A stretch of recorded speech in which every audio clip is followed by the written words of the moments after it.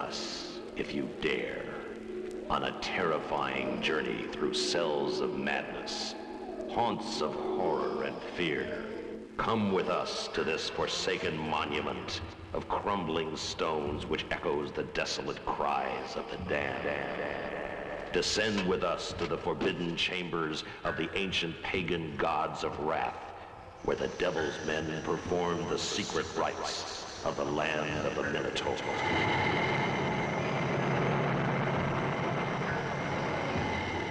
Those who enter the forbidden chamber of the Minotaur must die.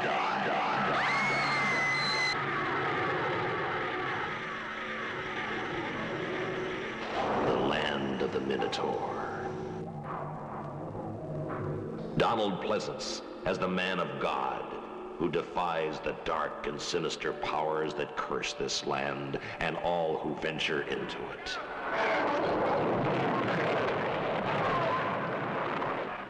The devil has many faces, and many helpers too. Come on, let's get out of here. Peter Cushing as the Red Prince of Evil, who lures young lovers into the deadly embrace of the devil's men. The old customs remain, and the ancient gods live on. The old customs remain, and the ancient gods live on.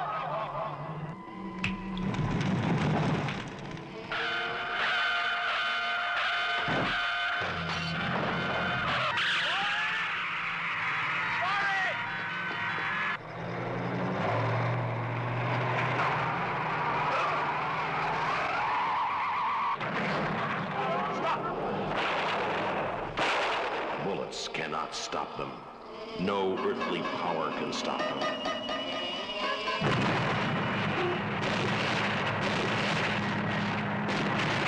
The Land of the Minotaur, the most terrifying film of 1977, coming to this theater soon. Don't miss it.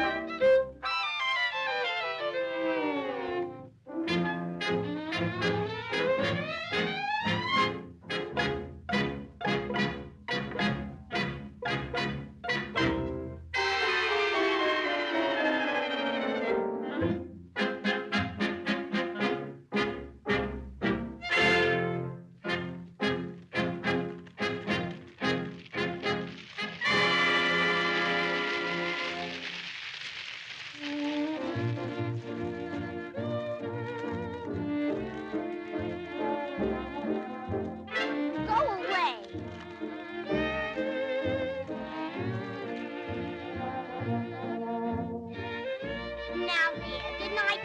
go away.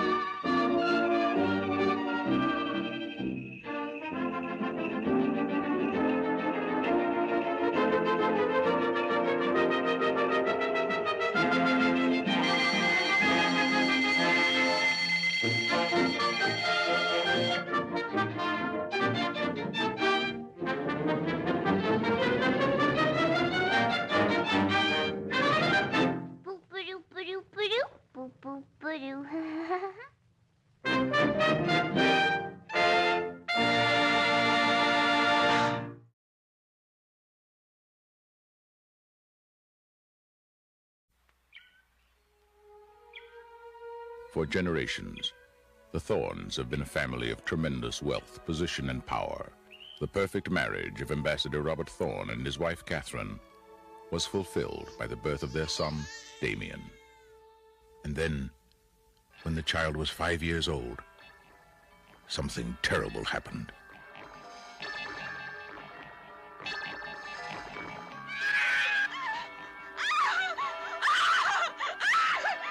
And then it happened again.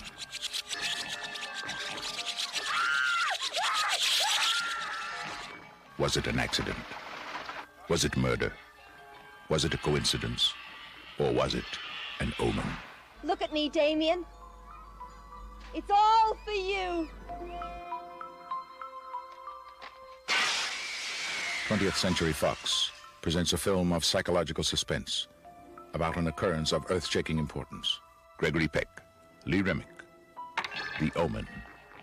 I was at the hospital, Mr. Thorne, the night your son was born. I saw its mother. I saw its mother. I have fears. I have such fears. What kind of fears? Its mother, Mr. Thorne. You saw my wife. Its mother. What is it that you're trying to say? His mother was a... This is not a human child. Make no mistake. There are those who will die for him.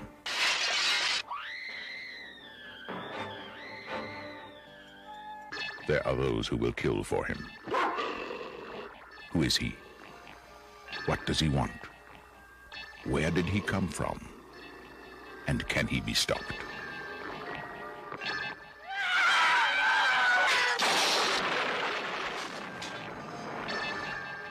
Gregory Peck, Lee Remick, The Omen.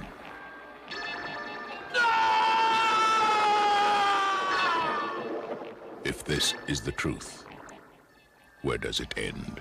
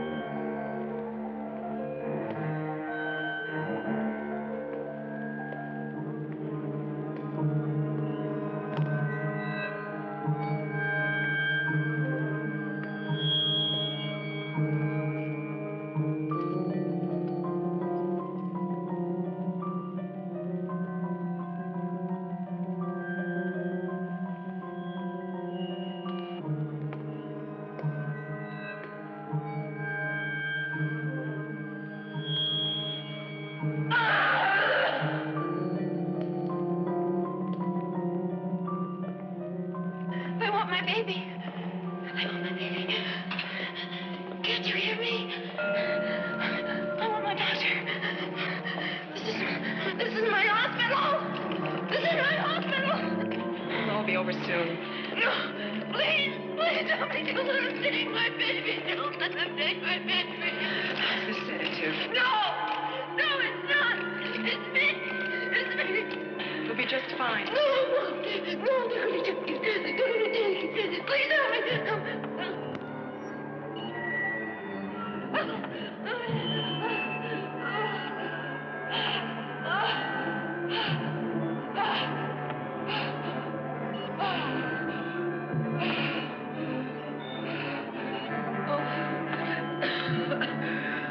You don't understand. You don't understand. They'll take my baby. More Demerol, please. You've got to help.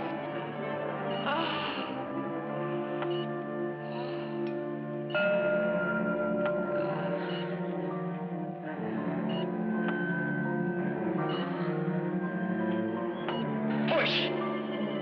No. Just push. No. No.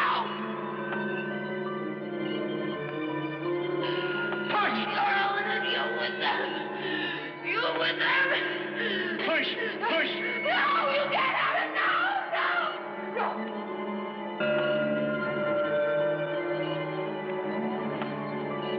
Oh. She doesn't want to let go of it. Got to push. No. I think she's right. Beautiful baby girl.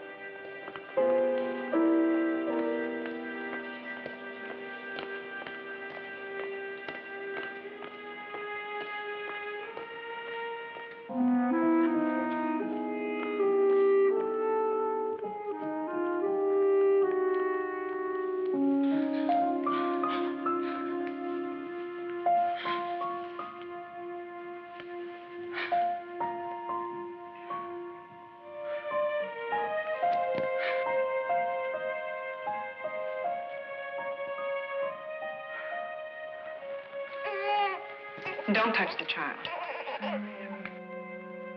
You should be resting. I'm taking my baby out of here. I told you didn't have anything to worry about. Why don't you go back to bed and lie down? It's the Demerol. It takes a few hours to wear off.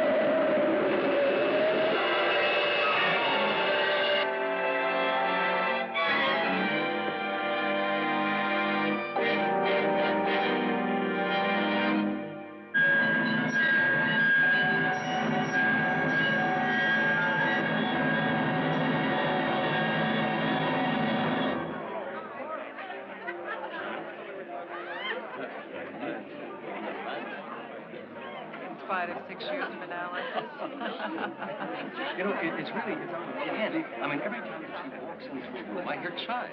Oh, you should. Her bell's been rung more times than Notre Dame. On holidays, we'd all be on a 4-day work week. But you have to look at it from her point of view. I mean, if she lives with him, she's psychotic. If she divorces him, she's neurotic. She'll think she's standing. Yeah. The whistle is when 17.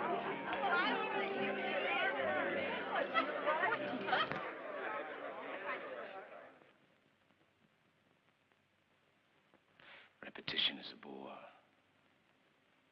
But for the next 20-odd years, I don't want anybody to say that I forgot. That it wasn't my responsibility. That I had more important duties. There should be nothing more important than the proper raising of the child. The toys she plays with, the books she reads, her education, opportunities, friendships. For every moment, asleep or awake, shall be guided and protected.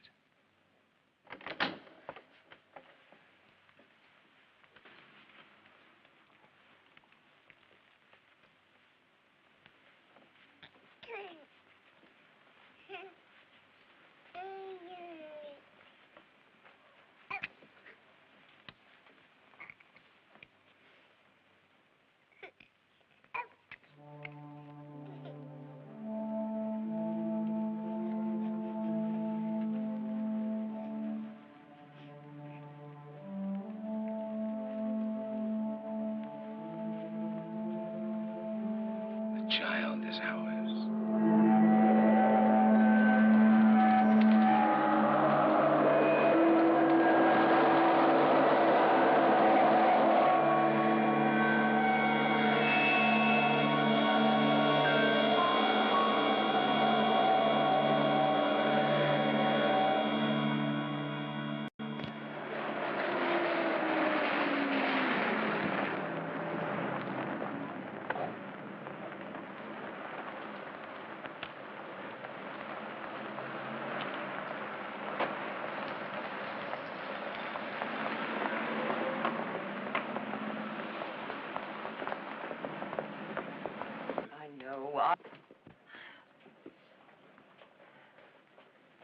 Whatever happened to that funny day we were supposed to have? We still might have it. It's just a passing shower. Where's the boss? In the back room. Thanks, Mary. Oh, Mr. Schreiber, I know I promised them to you for yesterday. I do understand your... I know your customers are screaming. Tomorrow. Tomorrow, all right? Oh, Mr. Schreiber, it is a pleasure to do business with a man like you. Mr. Schreiber is unhappy. Mr. Schreiber's only happy when he's unhappy, Agnes. Nice. Nice. Oh, all right. Nice. Fantastic. That one? That, oh, no, too cute. Great. Beautiful. Oh, I gather you sort of like him. You have a talent for coming up with the right thing at the right time. You're positively uncanny. Beatrice! Beatrice! You gotta yell? Only because you're going deaf. Schreiber is screaming for his pattern. Schreiber is your problem, you're mine. Yeah, but I promised them for him first thing tomorrow morning. It's noon already. But the three of us can do it. 6 o'clock, I go home. Oh, Beatrice, not even for me. Not even for you, but I keep my Morris rating 1 minute. All right, so don't stand there. Start cutting. I'm cutting. Mary? Mary? Oh. And you work late. Well, let me put it another way. I have a problem, therefore you are... Uh-oh. Oh. Jessica? Jessica? Jessica, someone just smashed into your car. No. Cut. Du ist gut nicht fertig. Oh, is this your car? Oh, listen. did you do that? I am sorry about this. You know, Do you realize that car's only got 600 miles on it? you know what? I was coming in and I just got a little bit too close. I thought maybe I could How could you just do such a squeeze stupid in. thing? Well, I got a little bit too close into the curb. When I tried to turn the wheel in one way, and it just went the other way. It's I'm only sorry. got 600 miles on it. I know. I'm sorry. I suppose you think that's funny. Well, You are just the a little. most inconsiderate, bumbling fool I ever met in my life. Well, actually, we haven't met. My name is, Excuse me, I don't want to be rude, but I don't care what your name is. Just take a good look at my car. Get off. Lady, now, Take a look calm at it. down. It's just a bent fender. It's not the end of the world, for crying out loud. Okay. What are you going to do about it? Well, I'll tell you what. I'm going to do. I'm going to go to my van. I'm going to find the insurance policy, find a local agent, and have it fix it. Simple as that. Okay. Could you do that now for me, please? Sure. Okay. Coming right up. Right here. Be right back. I'll wait right here. Okay.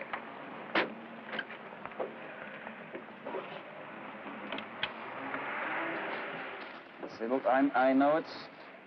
Aha. See?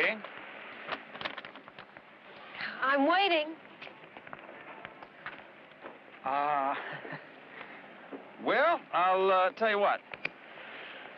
Got some good news and got some bad news. No jokes, please. Well, now, first the good news. Found the policy. But But, it expired about 2 months ago. that is just marvelous. You know, you really are the most irresponsible, unorganized, Inconsiderate, selfish, bumbling fool you've ever met. You know something? You're a terrific judge of character. Excuse me, could you please tell me what you're going to do about my car? Well, I'll tell you what, you got your key. Yeah. Now, look, if you got to use it, okay, but would you please be careful with it, because everything I own is in there. Now, please, just take care and do anything you want to with it, but I'll hurry back. I'll get it back in no time. I just got this car 3 weeks ago. It took me 3 weeks to learn how to drive it. Don't worry about it. I'll get it If back. you pay up, my insurance will go up.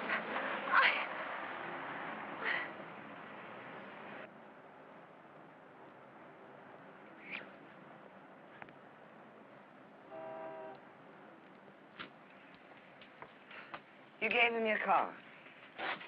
He gave me his for security. Besides, he has it on his face. Yeah, well, so did the Boston Strangler. Ah, yes, I trust him. Oh, darling, there are a few things you have to learn about men. Yes, teacher. Right, you repeat after me. All men are demanding. All men are demanding. All men are self-serving. All men are self-serving. All men are insensitive. Not my Morris, especially your Morris. You know a little less about men than you know about Adams. Finished. Tired? Exhausted. 2 hours ago, I was exhausted. Now I'm dead. Oh, stop complaining. You said 6 o'clock? Look, 6 o'clock. Good night. Good night. How am I going to explain it to Morris? Explain what? That I have a headache. He's got a headache.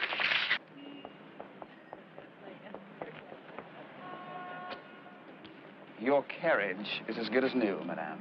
A little better since I had it washed and waxed. I don't believe it. Nothing gets fixed in one day in San Francisco. Absolutely nothing. How did you do it? Oh, a little charm. And an extra $50. I'm sorry, but it really was your fault. Look, I banged up your car, so I feel I owe you just a little bit of something. So how about having dinner with me tonight? Thank you, but I don't go out to lunch or dinner or anything with strangers. You're right. My name is Andy Stewart. Good night, Mr. Stewart. No, but it's not Dutch treat. I'll pay. Hey, I mean it, honest.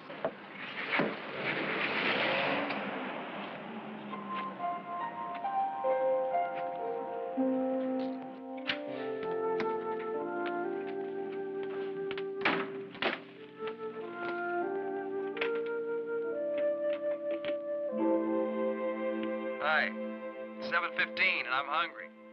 If you want dinner, call me at 474-3998. Andy.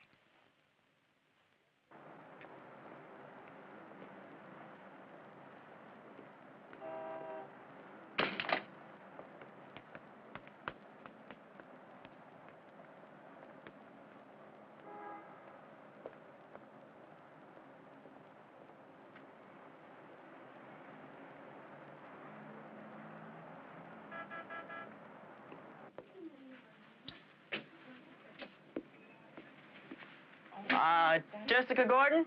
I should be so lucky. Jessica? Jessica? Who are you? Who's it from? I don't know.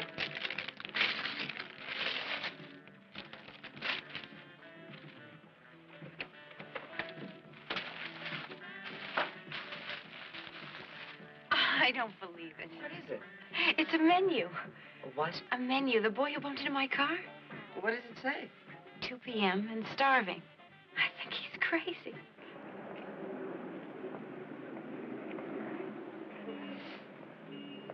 I haven't eaten for 29 hours, Miss Gordon. How do you know my name? Oh, I know your name, your address, your phone number, your zip code, and your motor number. Actually, it's your car's motor number. My driver's registration. How about dinner? You choose the place. Please give up, Mr. Stewart. I haven't even started to work at it. If I do go to dinner with you, will you promise not to leave any more messages on my phone machine? It's a deal. What would you like? The menu you sent me. Have you ever been there? I only got in town yesterday. I haven't been anywhere. Why don't we try it?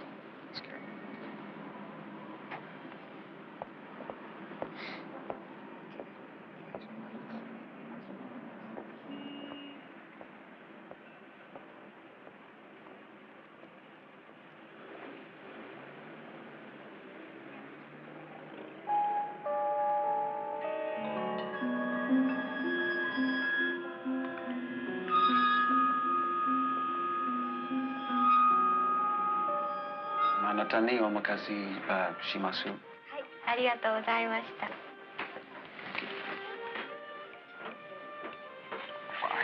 I thought I'd order ahead, just on the chance that you'd come. Well, I just got in town yesterday. I haven't been anywhere. Just wanted to make an impression, honest. Where did you ever learn Japanese? Oh, I spent a couple of years in the Orient. Were you born there?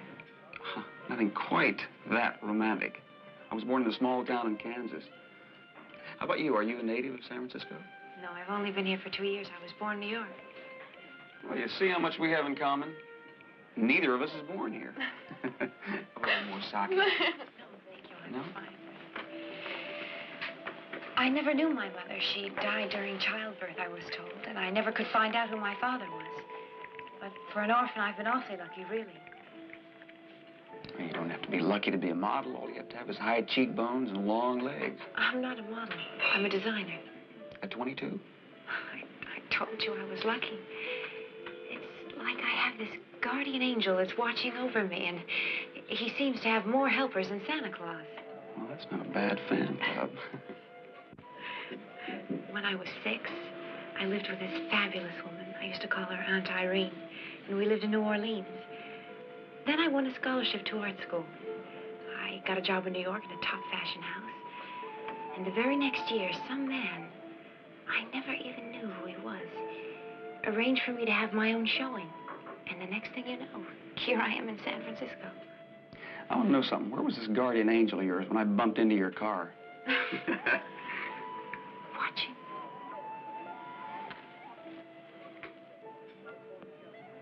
I like your eyes. I don't care for compliments, thank you, unless they're honest. When I lie, my ears turn red. Well, I'm gonna watch for that.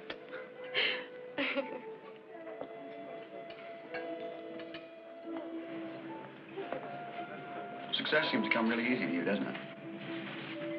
Not in all things. Besides, being a success means you're the best at what you do. And I'm not yet. I'm still learning. There's still thousands of things I want to do. Like what? Travel. See Paris, France. Live there for a while. Hong Kong and see the rest of the Far East. Interested in Oriental design, huh? For my work, their use of color, the drapes, the texture, the design is all fascinating. You know, I've got some books in my van I bet you'd be really interested in looking at. Andy. What? We've been together for maybe 2.5, maybe 3 hours, and I know next to nothing about you.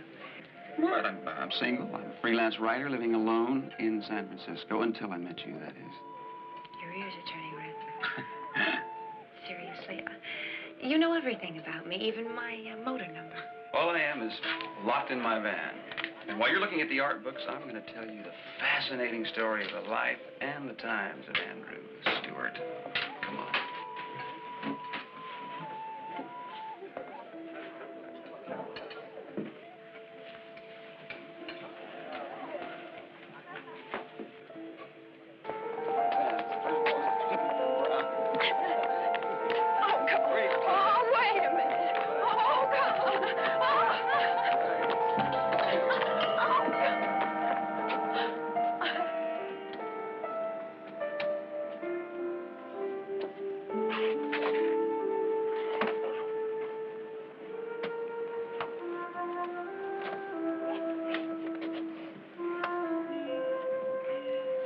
Nice try.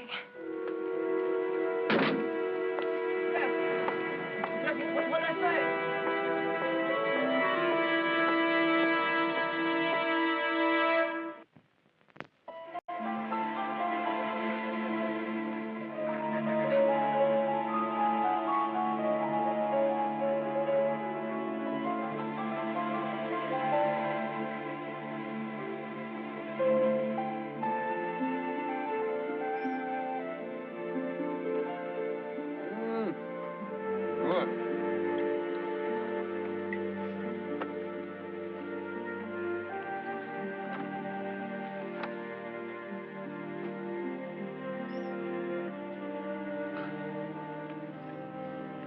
I've been trying for 3 days now. You're gaining ground. Whenever I make a move, you change the subject. I guess I just don't want to end up as one of those girls in one of your stories. Now, wait a minute. I'm not that kind of a writer. What kind of a writer are you? You did it again. Well? Oh, I write for magazines. You know, travel brochures and Sunday supplements and stuff like that. Anything that kind of keeps me moving around. Agnes said you were a drifter. She would. No, I didn't mean that. No, my father had a small newspaper, and, well, he died before I got back from Nam. So I sold it, and I spent some time in the Far East and Europe. I've hit about 19 states in the past 12 weeks, which explains why my insurance policy lapsed. Doesn't explain it to me. Well, you'd be surprised how long it takes my mail to get from one general post office to another. Here, cheers.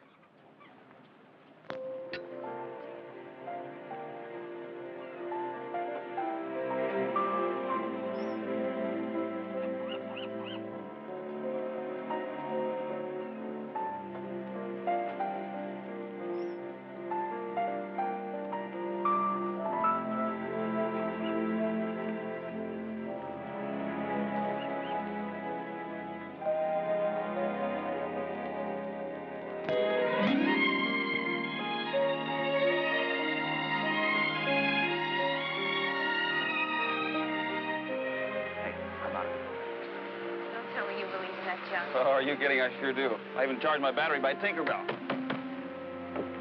2 fortunes, please. Do I hear the sound of silver coins?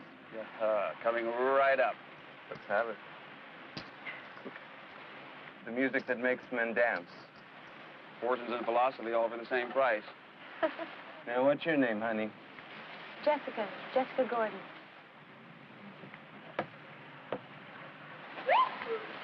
You.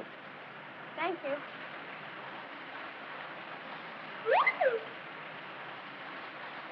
Okay, what does yours say? In the second millennium, the child of the child shall inherit the earth and havoc shall reign. What does yours say? Says you are going to get the Nobel Prize for Literature, own 3 houses, 2 cars, 1 yacht, and marry a girl you met in San Francisco a week ago yesterday.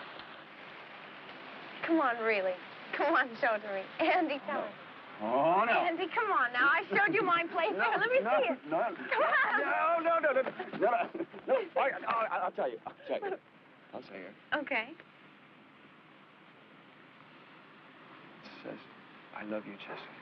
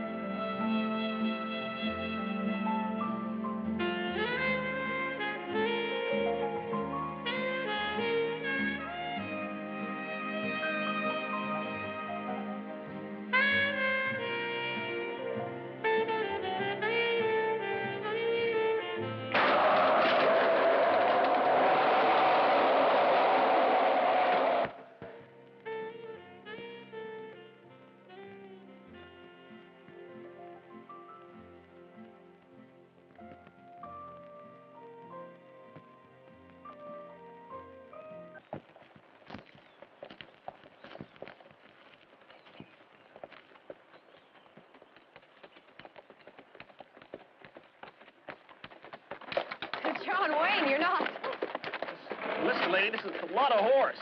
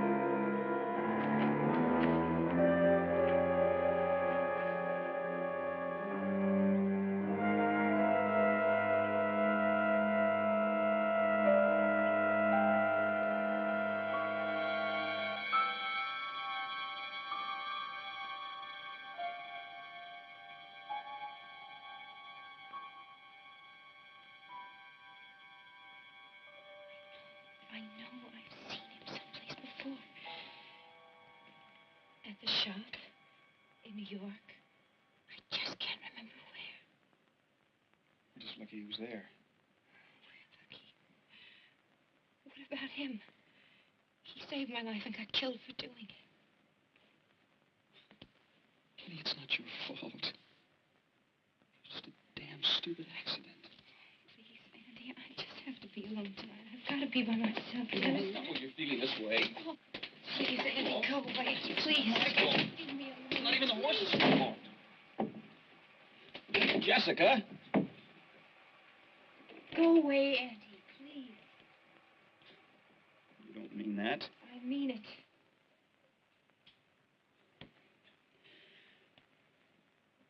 Jessica, look, I'm sorry about the guy that got killed, but what does that have to do with the way we feel about each other? I don't feel anything. Hell, you don't. Look, Andy, it's over. Why? Because I'm bad news. Don't you understand? I'm bad for any man. Because a stranger got killed? Andy, he's not the first. He's the third. Third what? First time, I was only 16. I met a boy in art school. We were friends, good friends. He committed suicide. A lot of people could... And just last winter, I met a man at a party. We dated. He was killed in a hunting accident. Were you there? What do you mean, was I there? What difference does it make? Don't you see that every time I get close to a man, he dies? I still say it was just a coincidence. Please, go away, Andy. Just go away. Go home. Leave me alone. Please, go away. No, Jessica, damn it. Not with a door between us.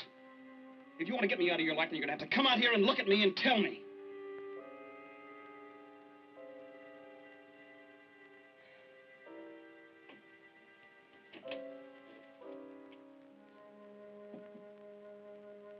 Go away, Andy. Where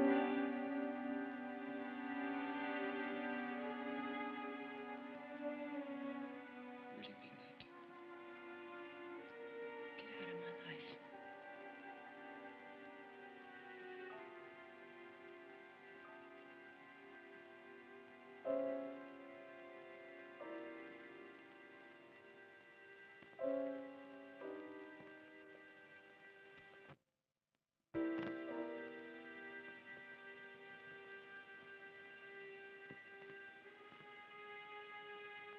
I always loved you, Jessica.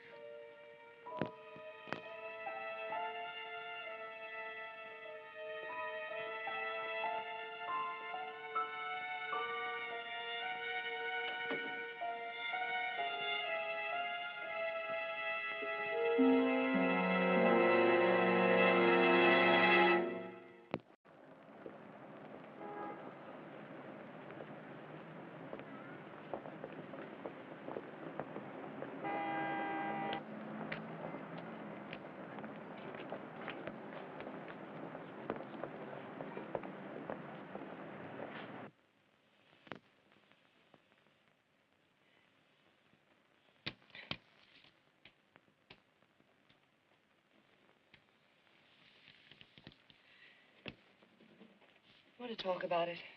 No. It's not exactly a secret. I said I don't want to talk Look, about it. for the last 3 days, you have been slamming doors, ripping up designs, and yelling at everyone. Agnes, please don't push me and don't nag at me. I am just trying to talk some sense into you. I told you the first time I laid eyes on him what he was all about. You don't know anything about it. Well, I know that he walked out on you in good riddance. He didn't walk out on me. I sent him away. But that's even better. Oh, Jessica, please trust me. I know that he's not for you. What? Where are you? Come back here, Jessica.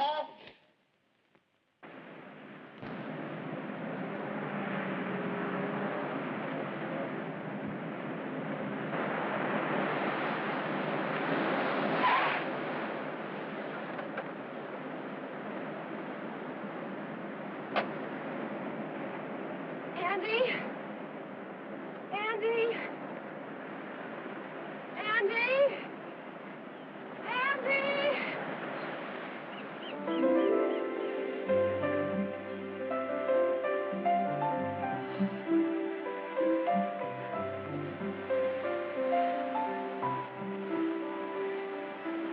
I love you, Andy.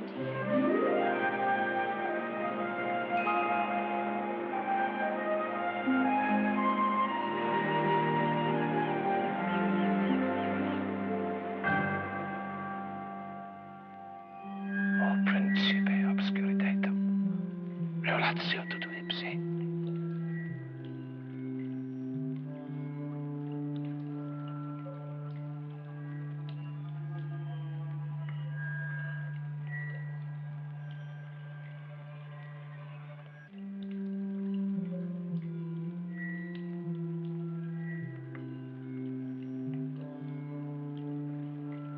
Principe ascultum,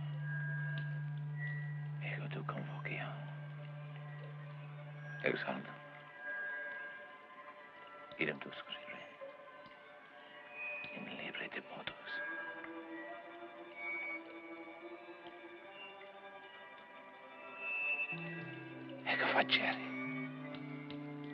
Ego facere tu, utem pare.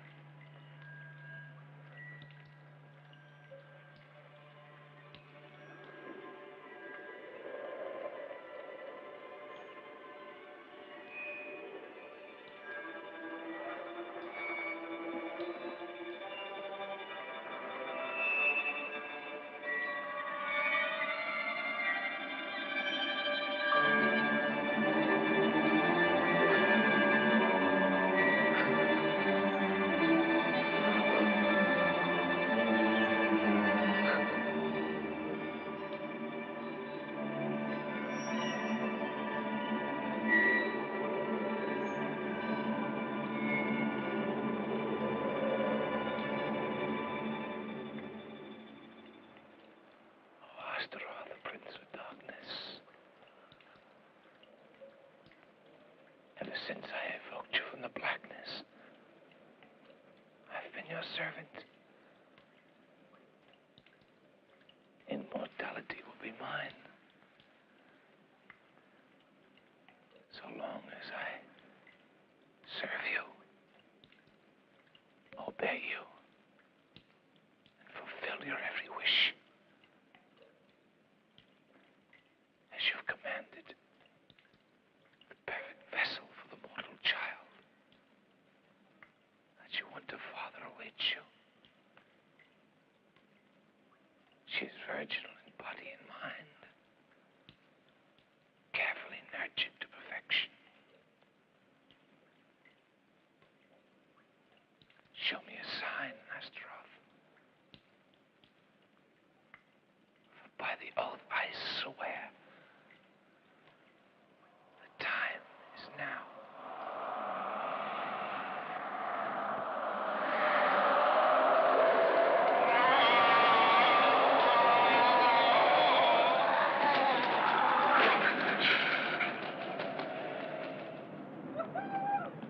Come on, Jessica. Jessica Stewart. Brother Wheatley. The hellfire and damnation. Sorry about that. Oh, cussing is a bad habit of mine. One of many.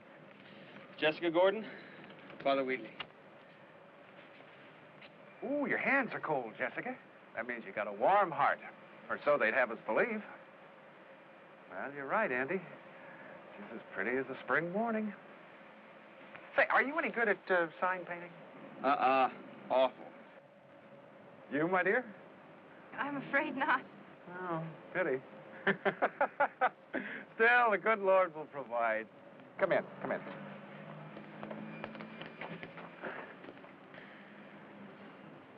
Ooh, I'm in sore need of a cleaner, too. You have no idea how dusty this place gets. But that's my problem. Your concern is the wedding, right? When is it to be? Next Wednesday, Father. Right? Jess, what are you doing out there, honey? Come on in. Come on.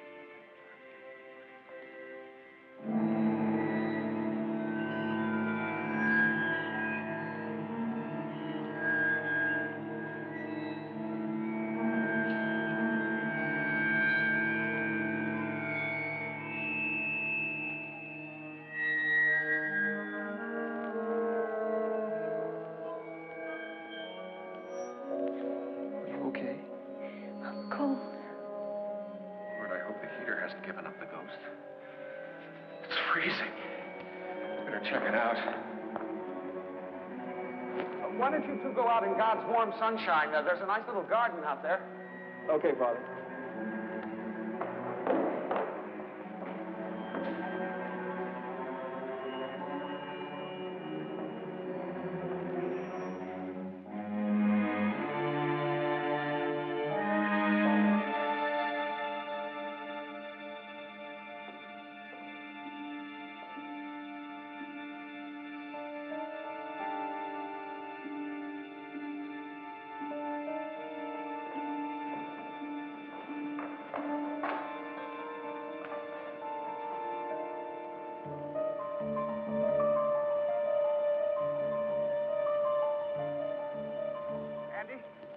Yeah, Father. I wonder if you'd mind. Something has come up. Very important. Could I speak to you tomorrow? Sure, Father. Come on, Jess, let's go.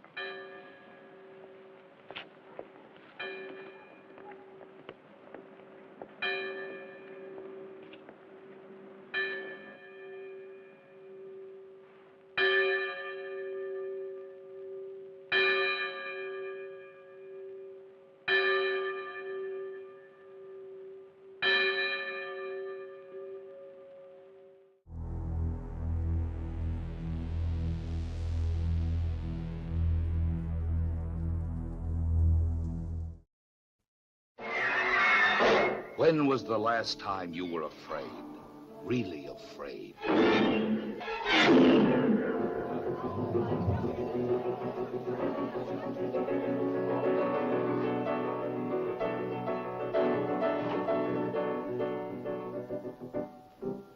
Mephisto waltz.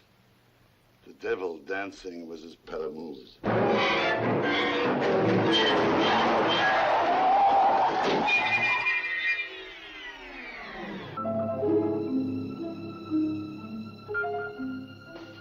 I'd love to do a life mask of Miles. I'm not my husband's keeper.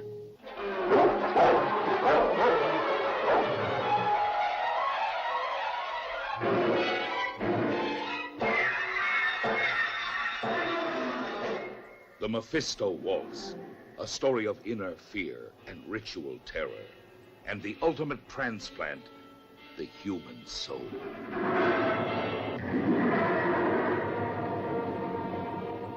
Goodbye, Miles. Mommy? He said he had to kill her. Some kind of bargain. Who? Duncan Eli. And now Duncan's dead. But you play like him. How did his brain get into your fingers? Paula, you're living in a nightmare. People who pray to the devil. Paula. Is it possible? Who are these people of the occult? What is their incredible power over others?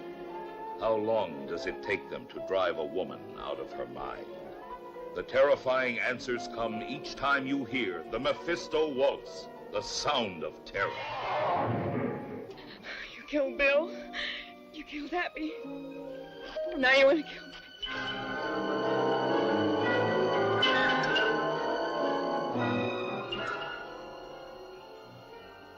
You play like it. How did his brain get into your fingers? You're living in a nightmare. People who pray to the devil. Is it possible? It is possible.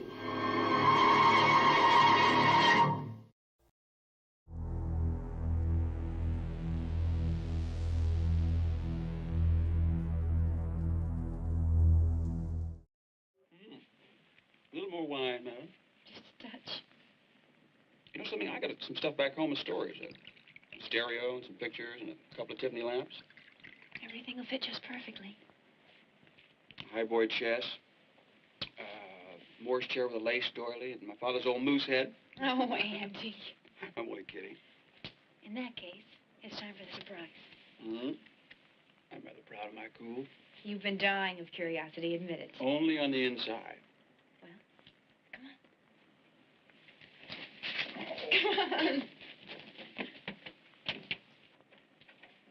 Voila. Hey, where did you find it?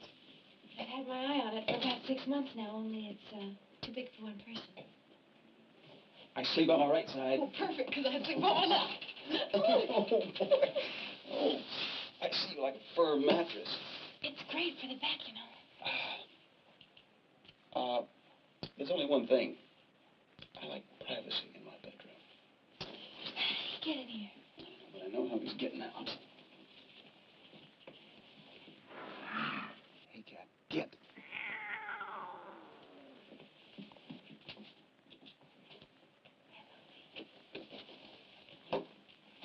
Come on, cat. Come on. Here, I'll take him.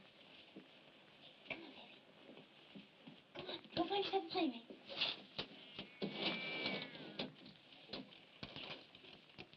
Come back to bed.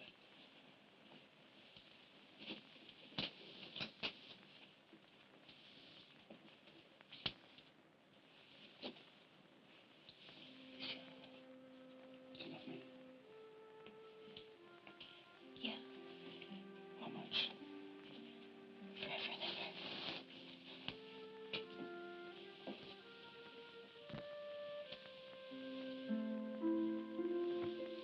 Andy. I'm busy. Oh, Andy.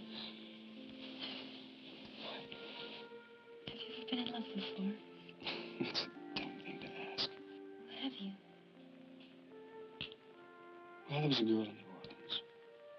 Her name was Linda Isley. And that's been, I don't know how long it's been. As long as it's over.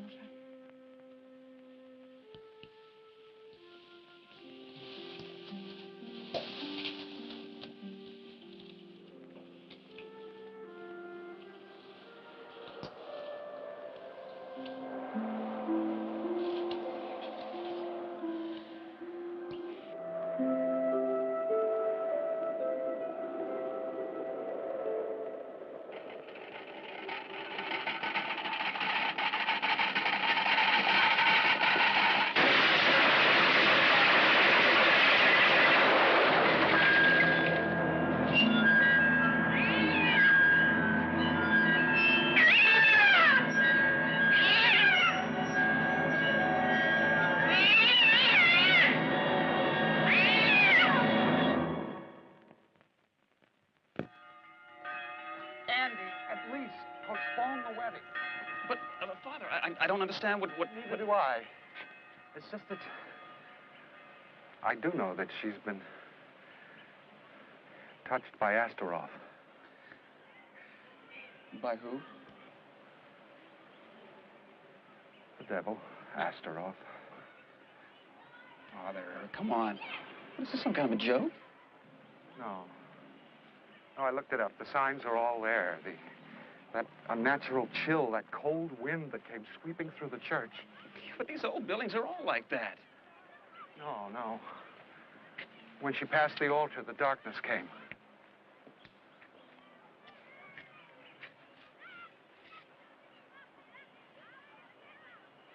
You're serious? Oh, come on, Father. I can't get involved in your superstitions. Yes or no, will you marry us tomorrow or not? Would you at least delay until I can contact Father Kemschler? He can answer... Who is this Father Kemschler? He's an authority on the Book of the Dead and Satan and the forces of evil.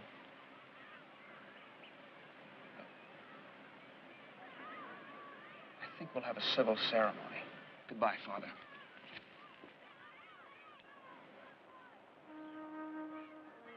Brown was a bumbler. I mean, he was devoted and conscientious, but the man was inept. I'm sure you'll agree with me that he could have protected Jessica without sacrificing himself. But that doesn't solve the present problem, does it? No, oh, no, of course not. No, of course, you're right, Mr. Rimmen. The problem is Jessica. However, I do think it's a minor...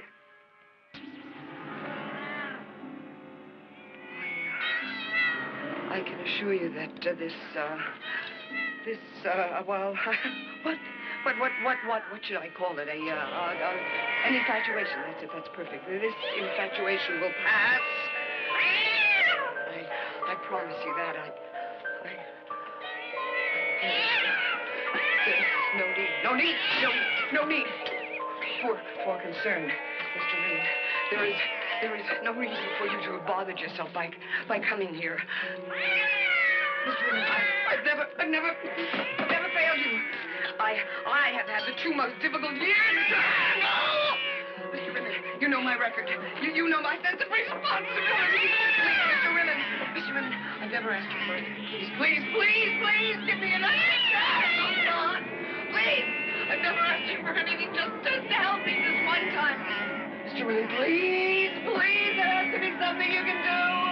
Please, Mr. Rimmen, please.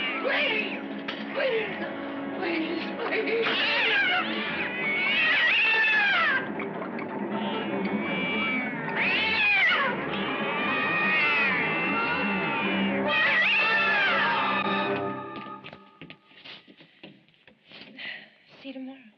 11:30, and be ready. I'll get married without you. Okay.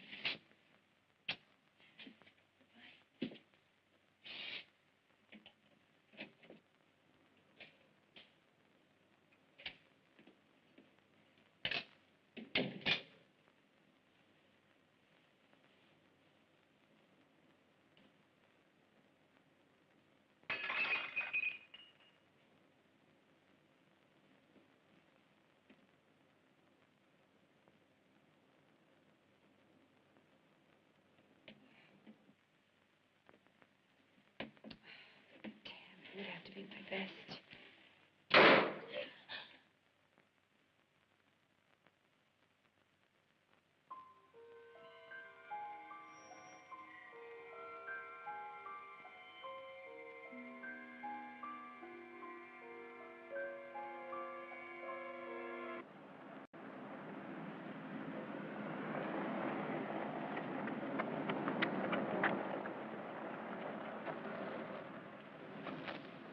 Be right down.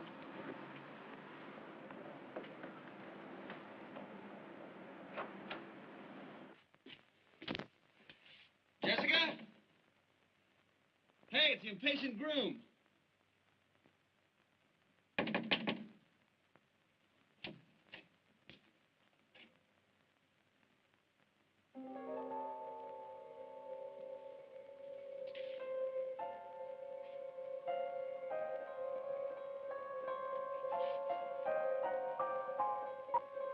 Jessica!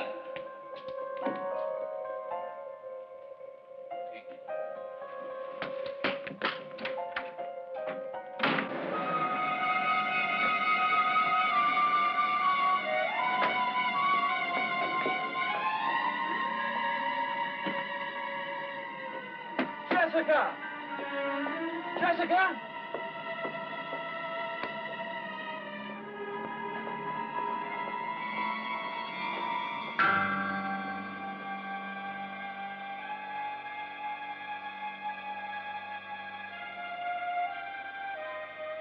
Father Wheatley? Father?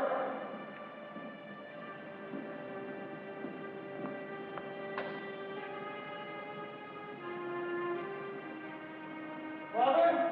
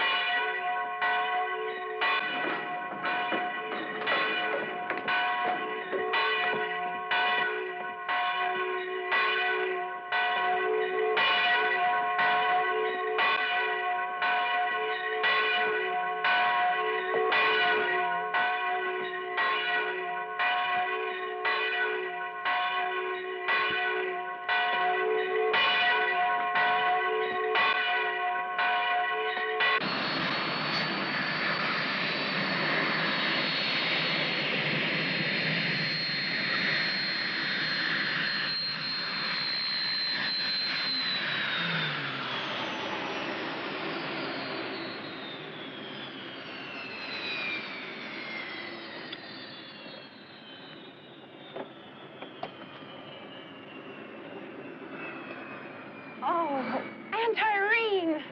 Oh! Oh, really, you haven't changed, not a bit. Jessica, I thought I taught you never to lie. Really, Mr. Rimmon, she hasn't. She's just as I remembered. Get in the car, darling. We have plenty of time to talk.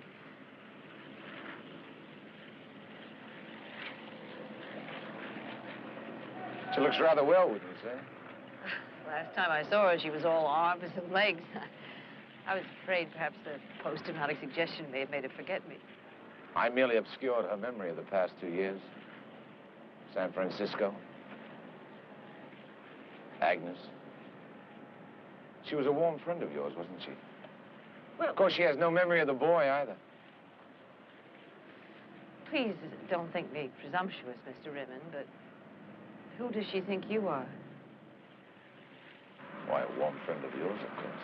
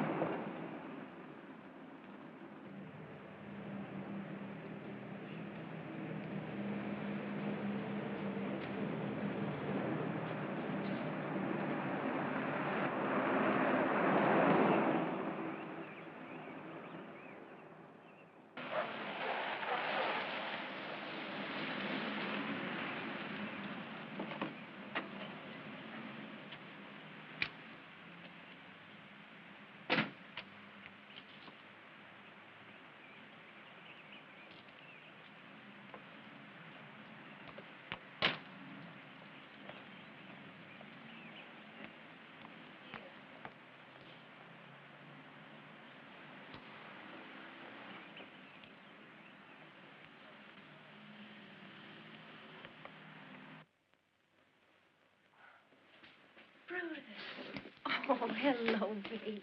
Hello. Everything's exactly as I remember it. I'm afraid you've outgrown your old room. That's where I stay anyway. Oh, well. It's been a long trip, huh? Why don't you freshen up? I could use a hot bath. Come on, Brutus. Come on.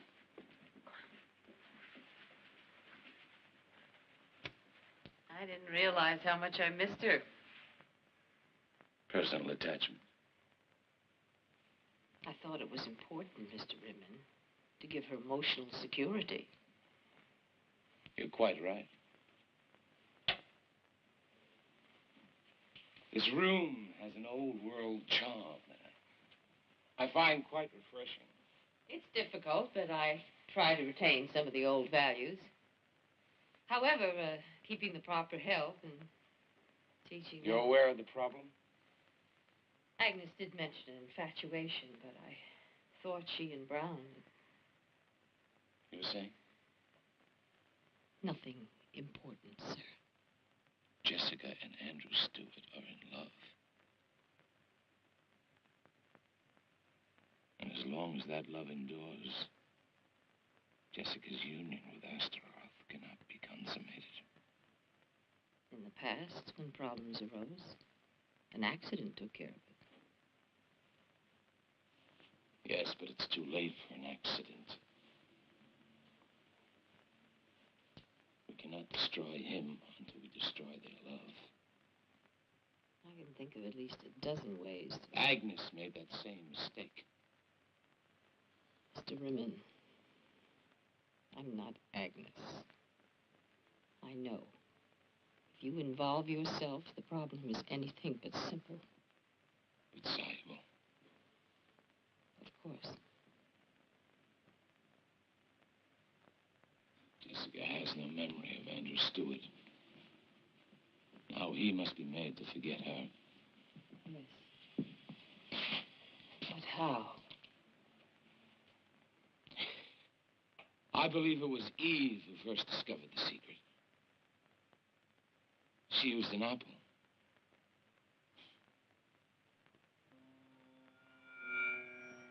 I'll be a bit more inventive.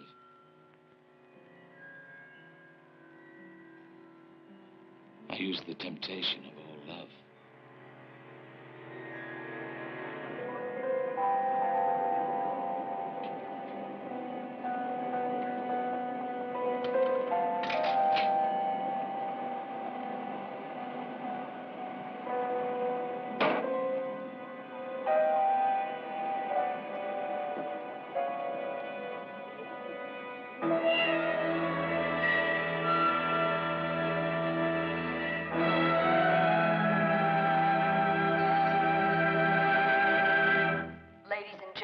Flight number 34, service from San Francisco to New Orleans, will be arriving shortly at gate number 3. I'm sorry, but she's an Look, I've got to see her. The regulations are quite... Lily, I didn't fly all the way down here from San Francisco to be stopped by some silly rule. Please. I don't have the authority. Now, her mother is in the waiting room. Perhaps she'll let you go see her. Pardon me.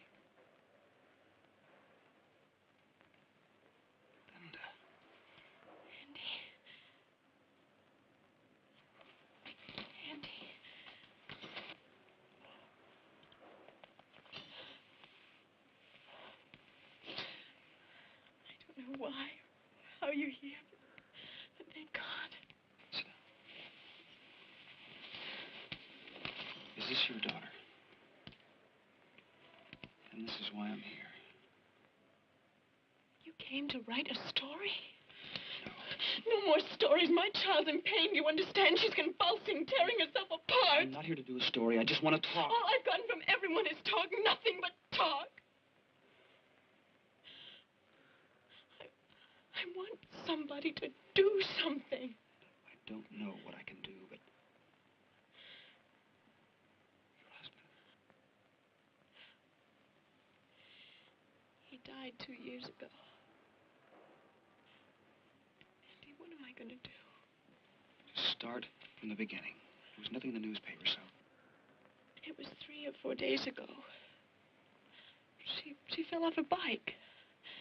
A neighbor said that she was frightened by a cat. It's stupid.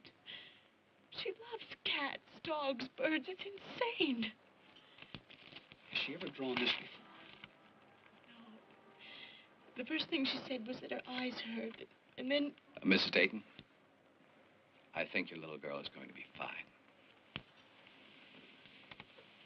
But an hour ago, I saw that... Her fever's broken. She's sleeping now. God. I can't believe it. All of a sudden, Cindy's fine and you're here. I'd like to keep the girl under observation for 48 hours. Oh, anything you say, Doctor. Why don't you go home and get some sleep?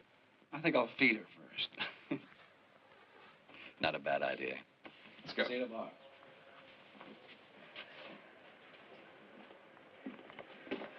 Okay, Linda, what'll it be?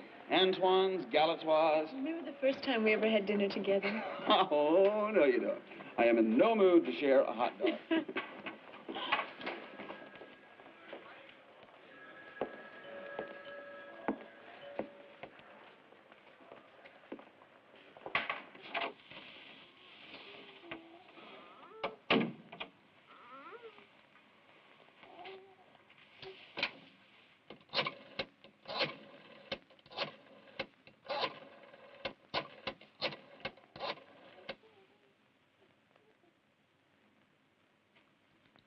Everything is fine.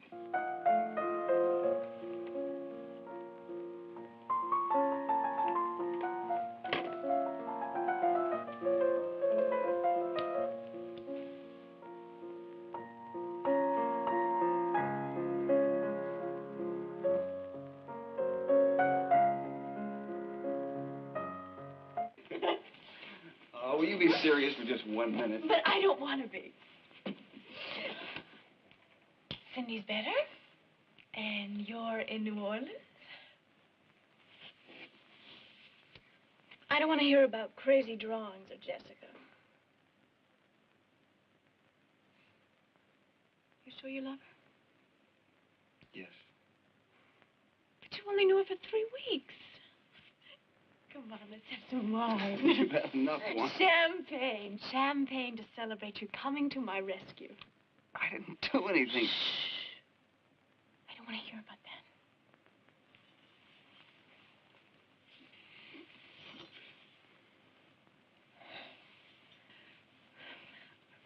I deserve that.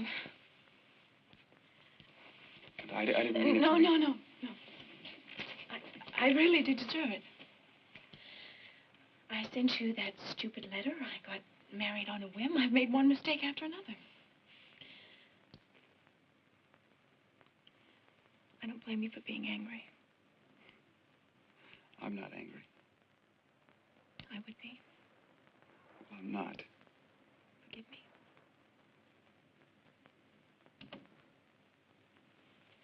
Is there somebody here?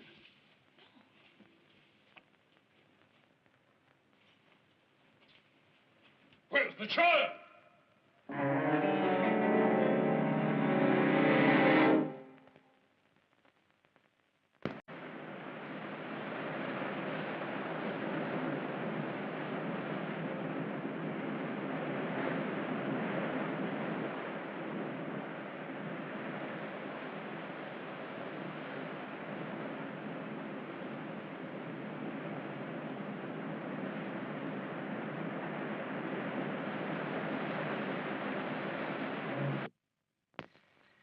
She went into a coma immediately, is that correct? Yes, And she but constantly drew the pendulum. I don't know what she was drawing.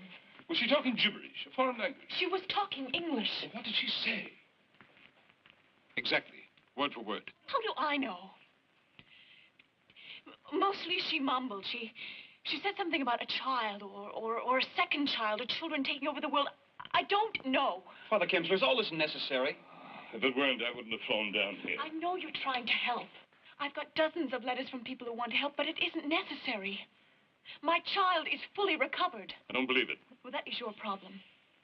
The doctor said we could bring her home in 48 hours. I was there. You saw her and she looked fine?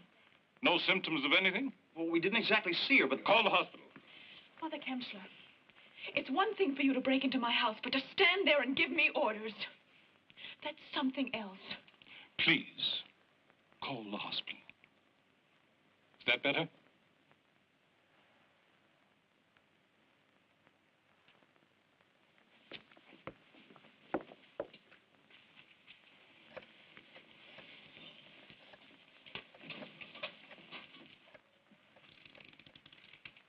It's too bad about Father Wheatley. I never thought him a man to take his own life. Who said he did? The police. I've known him all my life. He didn't commit suicide. You're trying to tell me that he was murdered? By whom? Why? 3 questions. And you wouldn't understand the answer to any of them.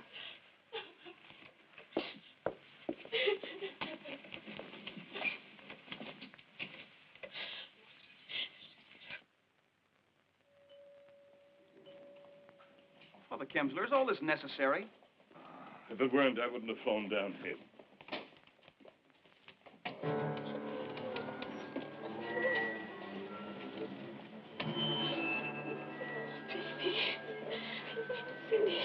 Please, Mommy. Baby. My baby. My baby. Cindy. Questo doble nostro. She's burning up. I'll get a doctor. Won't help. Do you have a better suggestion? An exorcism. Father, we're not living in the Dark Ages. You can prove that. I don't want to hear philosophy. My child is desperately ill. Unless we get her out of here and perform a rite of exorcism, your child will die. Oh, that's a hell of a thing to say. That's pretty close to the truth. Don't talk in parables. Come out and say what you have to say. She's in a coma. She draws the pentacle of Astral. Nobody can make any sense out of those scratchings. Her soul... Wait a minute.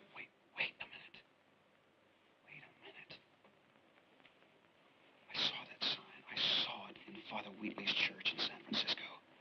And that quote on the wall, a fortune teller gave it to us. We thought it was a joke. That's the key to all this. The sign of the devil Astaroth in San Francisco. The sign of Astaroth in New Orleans. You're the linking factor. Only an exorcism will tell us why. No! You must trust me. Trust you? You break into my house. You scare me half to death. You tell me my baby's possessed. She's not half as sick as you are. Perhaps she listened to you. Father, that exorcism, it's just medieval. It's insane. My baby fell off a bike. She hurt herself. Tell him, Andy. Tell him.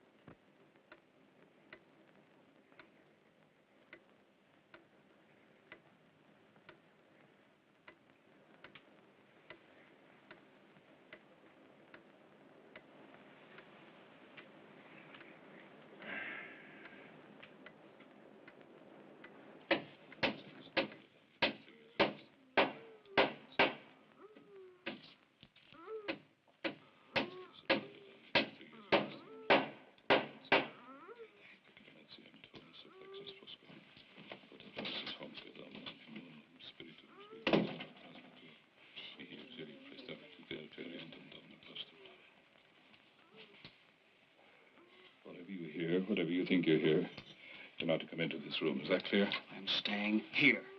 You're not trained. You're not prepared. You don't even believe. All the same, I am staying. Then there'll be no exorcism. I'm sorry. But what harm can there be if Andy stays? Because I can't perform the rite with anyone in this room who is not an ordained priest of God. All right, Father.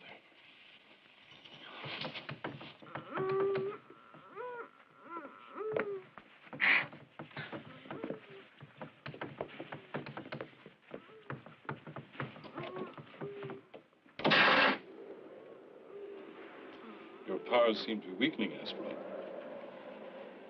Otherwise, why choose such a frail battleground?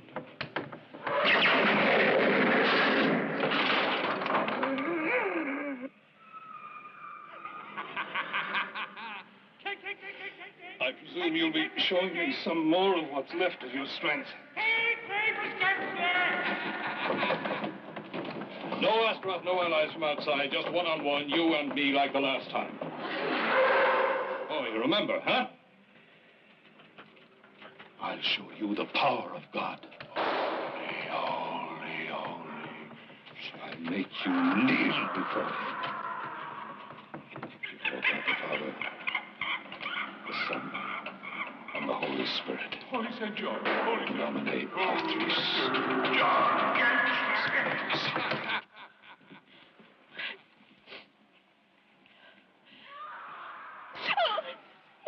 No.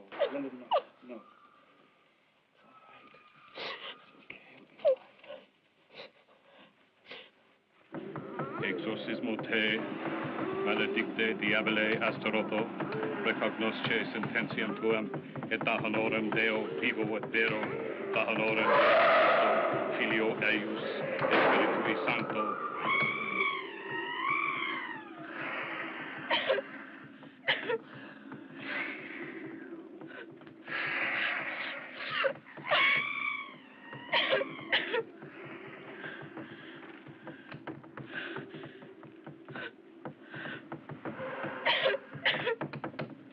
Et recede ab hac famula Dei, sindidis, quia istam sivi Deus et Dominus nostro Jesus Christus, et suam sanctam gratiam. Let God rise, let his enemies be scattered. Let them also that hate him flee before him. As smoke is driven away, so drive away them. As wax melteth before the fire, so let the wicked perish in the presence of God. Nomine Patris, et Spiritus Sancti.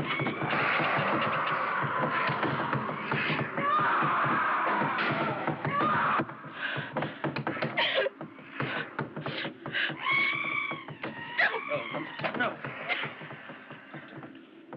Exorcizo te immunde spiritus per Patrum et Filium et Spiritum Sanctum.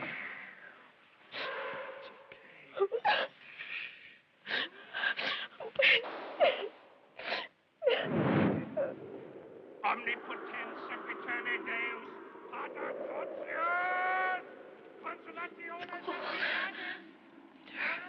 I'll get a blanket. Where is it? No, it's in the hallway, Andy. What's happening up there? I don't know, baby.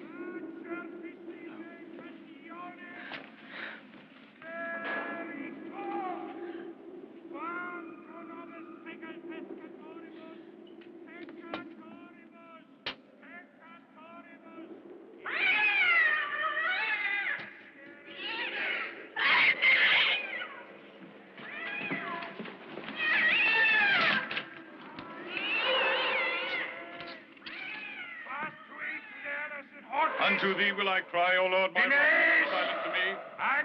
Unto thee, O Lord, do I lift up my soul. O my God, I trust in thee. Let me not be ashamed. Let not mine enemies triumph over me.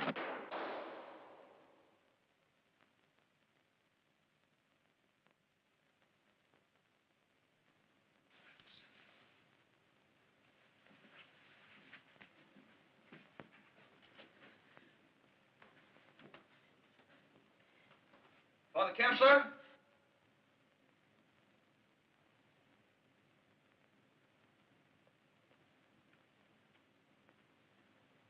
Father Kemsler?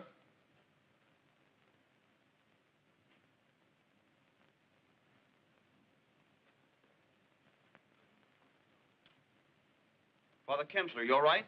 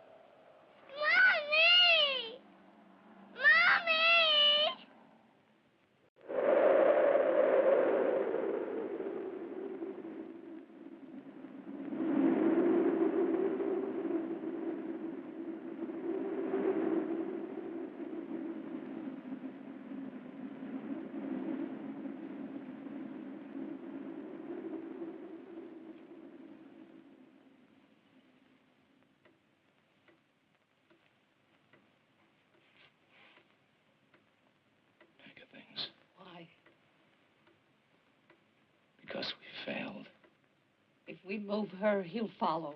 And we'll move her again and again. Until what? Until his love dies or he does.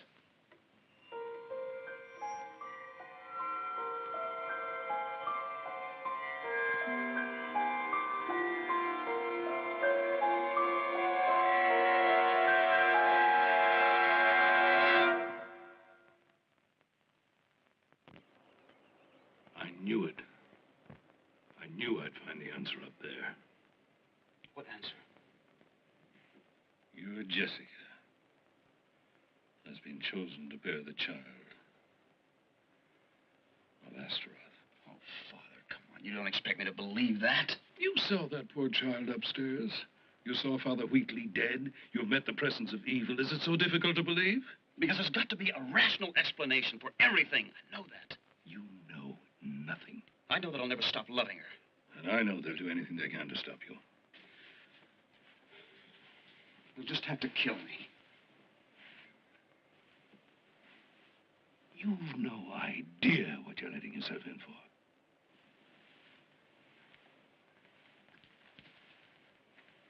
You've no conception of what they can do to you.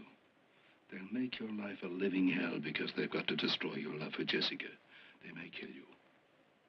And by that time, you may want them to. Father, this is the 20th century. Things like that don't happen anymore.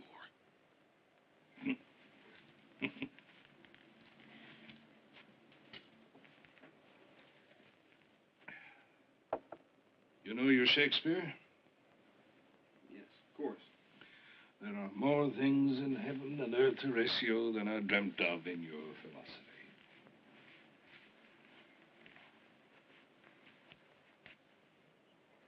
When you need me, I'll be there.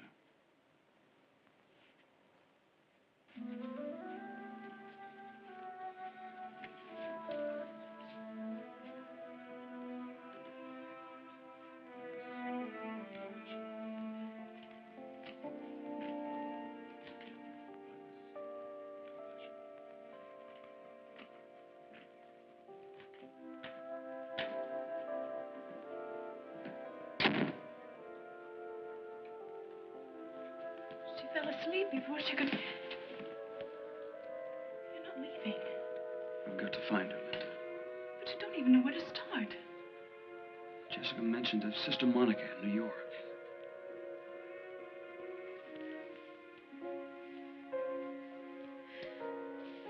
I have a feeling I'm going to be making another mistake if I let you go. I don't have a choice. That much in life?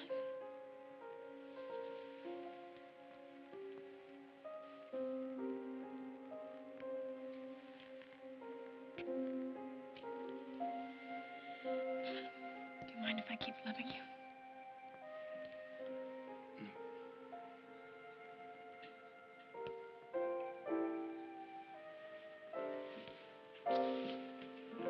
If you don't find her,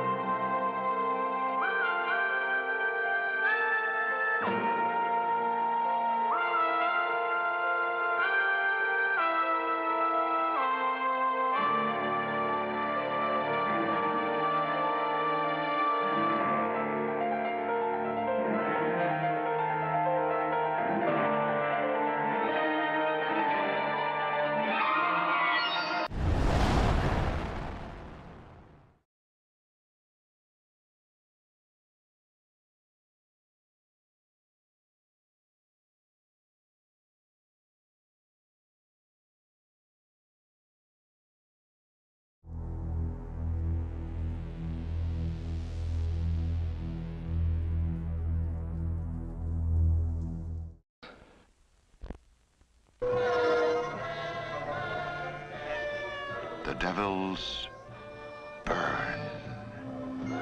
An explosive film. Absolutely brilliant. ABC TV. Superbly, frighteningly effective. Time magazine. But of course I can prove nothing. This Mother Superior may be little more than a hysterical nun. Exactly. Mere conjecture. And what form does this incubus take?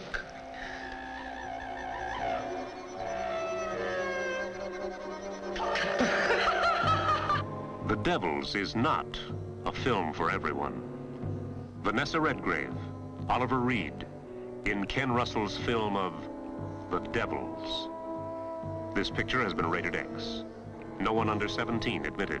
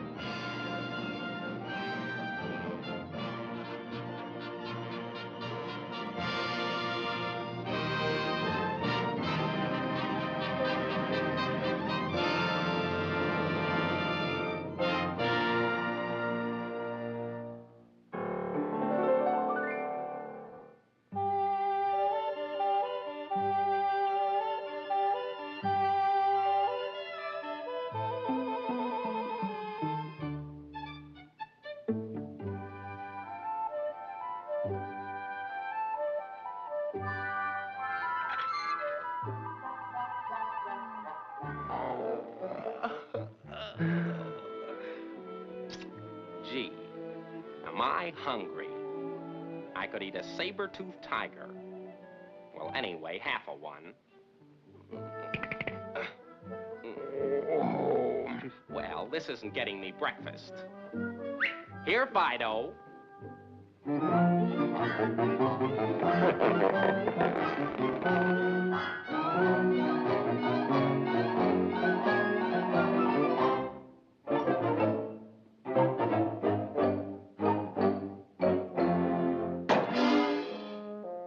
Well, thanks. Now, come on, I'm famished. Well, I'll bet you're cranky before breakfast, too.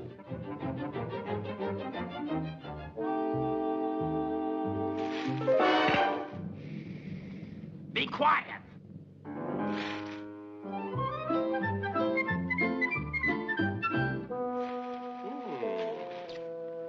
Yum, yummy. My favorite vegetable, duck.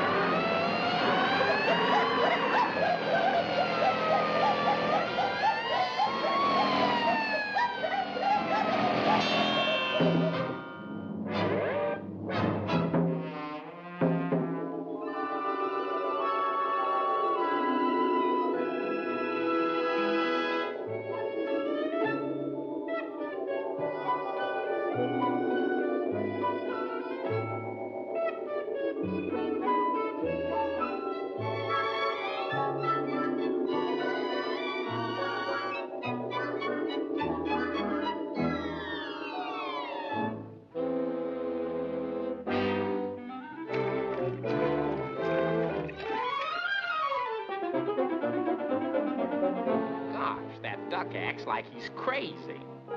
That is correct. Absolutely 100% correct. So that's the way way it is, eh? All right, then.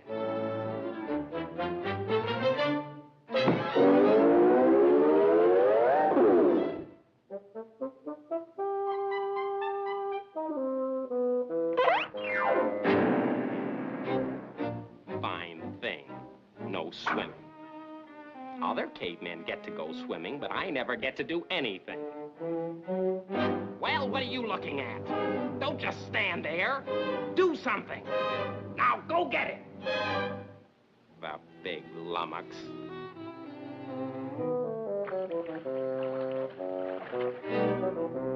Well, now isn't that clever? The hunter's helper.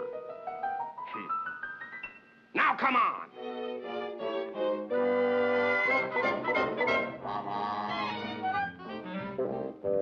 Not bad for a guy that never took a lesson in his life. Wait here.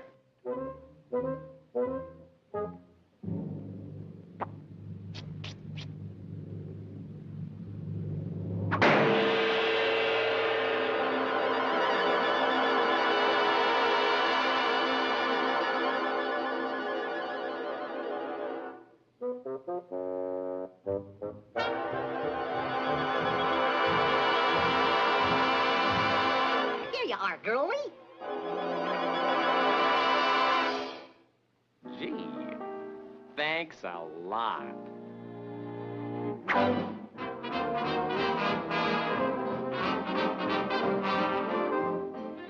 Well, just what I wanted.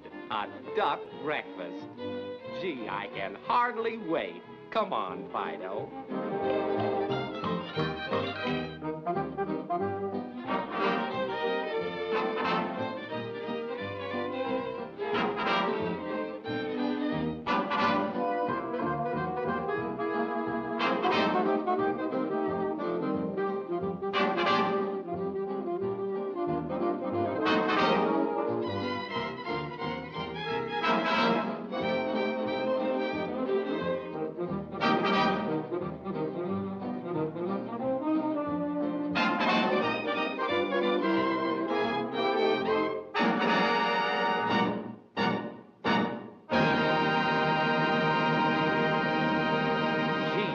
Almost there. Golly.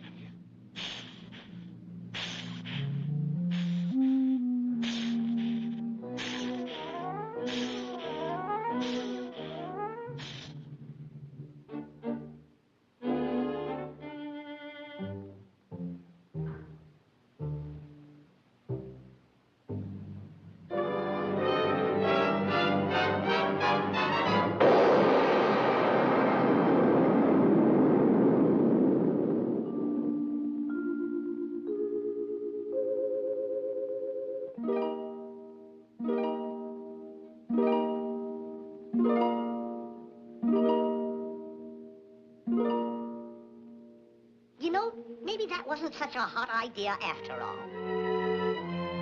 Good night, folks.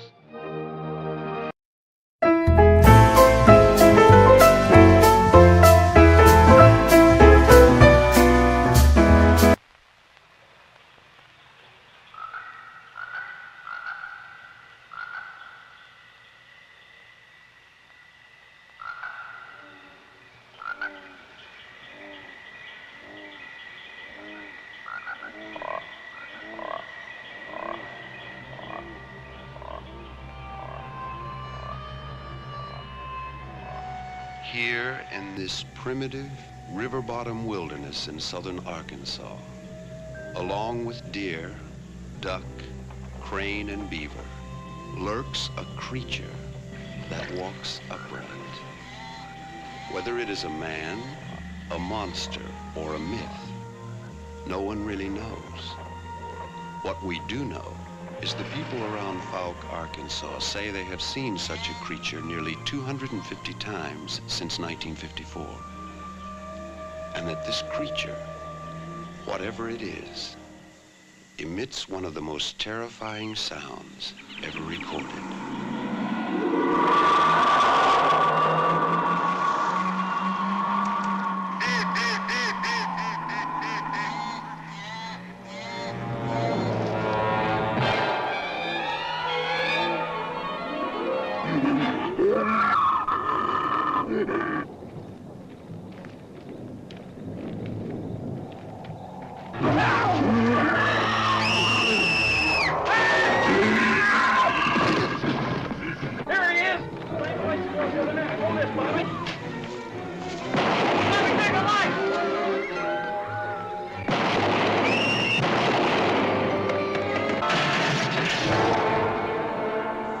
Legend of Boggy Creek, rated G.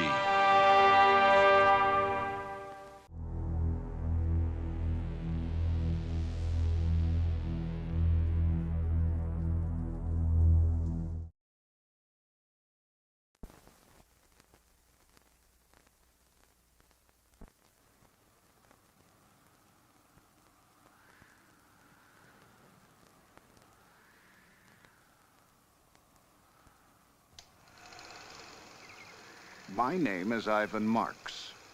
The film you're about to see is authentic. It records the last 10 years, which has changed my life. I stumbled on something that I could not believe at first, but soon realized it had significance on me and everyone around me, which could not be ignored or underestimated. The Eskimos call the subject of my story Bushman. The Colville Indians of upstate Washington call him Sasquatch. The Hoopas of Northern California call him Oma. But right now, let's just call him Bigfoot.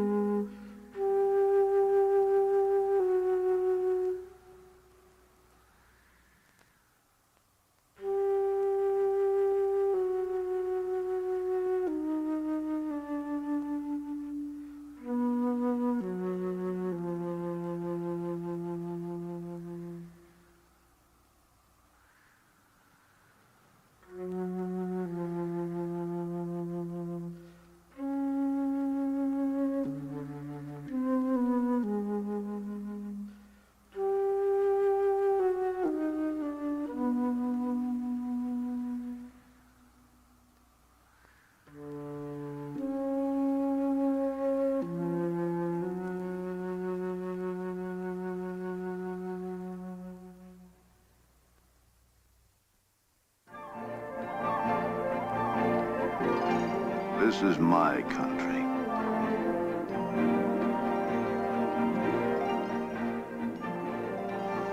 I've spent all my life in areas like this, as close to the animals as a man can get.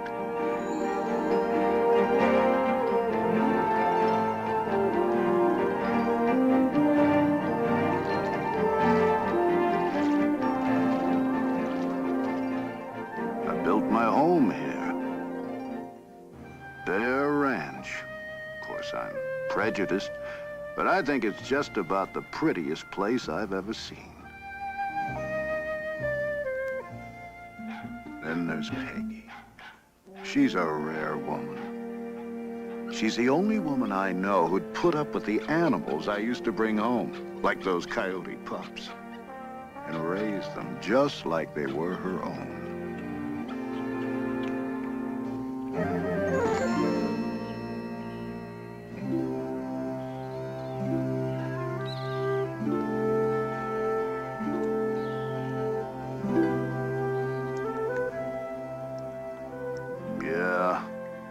We've shared more ups and downs than there are in the high Sierras. Those were good days, simple, clear-cut. You see, I'm a tracker, and believe me, I'm the last of a vanishing breed. I know tracks, like the FBI knows fingerprints. I specialized in renegades, killers of livestock, and sometimes people. I didn't kill for sport. I went after the right animal so innocent ones might be spared.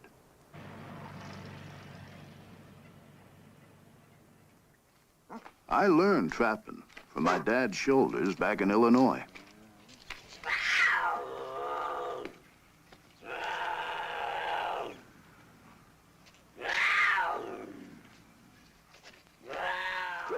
At that time, I worked for the government, territory, sheriff's office, federal game warden. When they had a renegade, they knew who to call.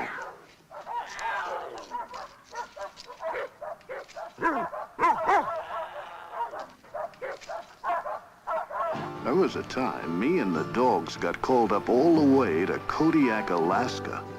There'd been reports that Bear had been killing the cattle. Now I know Bear, and the Kodiak happens to be one of the most beautiful on God's earth. Takes a lot of grub to feed him. 9 feet tall, up to a ton in weight. No need for him to be killing cattle, though. He's as fine a fisherman as you'll ever see.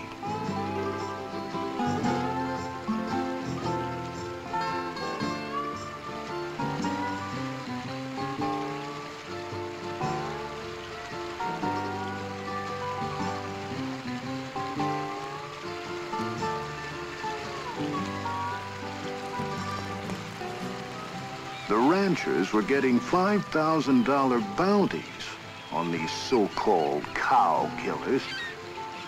So I moved in to set things straight.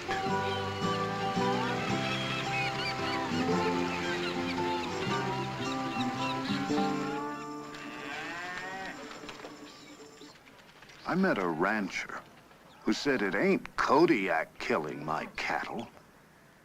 I'd finally found someone I could talk to. He said, Bigfoot. Straight-faced as could be. He said Bigfoot's been killing my cattle. Bigfoot? I checked the carcass and saw the cow had died naturally. The bears just fed on its remains. Found out after the grass was waterlogged. Not enough protein. Cattle died of malnutrition. Kodiak? Bigfoot?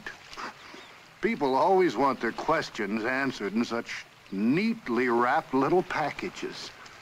Oh, I'd heard about Bigfoot.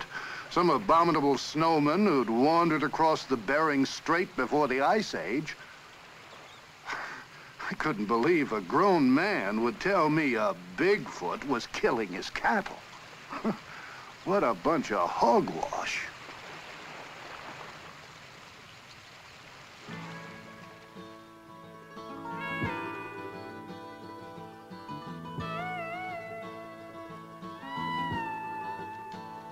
I didn't mind at all putting distance between me and those crazies in Alaska.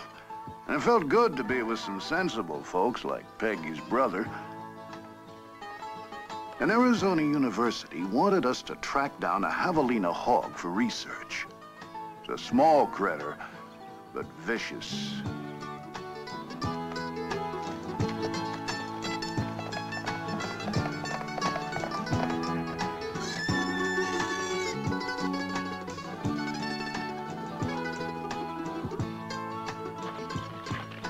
Well, I told my brother-in-law about the wild Bigfoot story at Kodiak, but he didn't respond as I'd expected. He said, "Don't be so quick to make judgments. There's something I want you to see." He took me to what Indians called the land of petrified wood.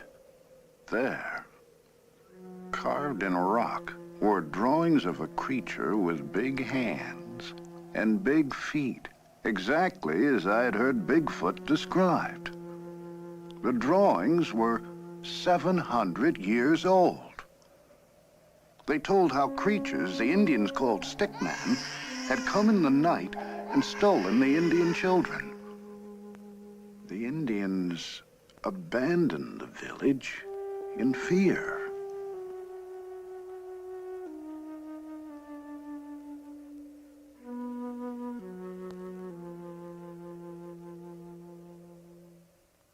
First the ranchers, now my brother-in-law.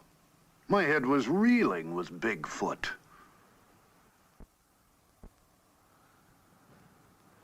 But stories are just so many words. So I soon forgot about them, till I was up tracking a mountain lion. And I found these tracks. Now, they look much like human footprints, but they were 18 inches long, 6.5 across the ball of the foot, 5.5 at the heel.